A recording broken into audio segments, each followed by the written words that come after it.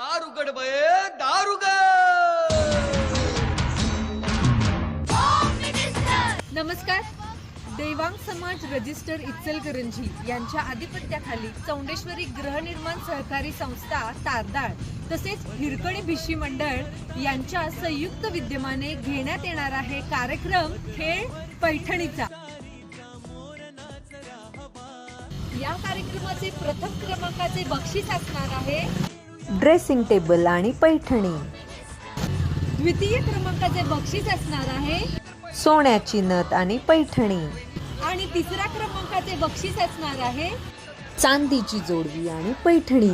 यासोबतच भरपूर सारे स्पॉट गेम्स आणि आकर्षक बक्षिसं सुद्धा आहेत.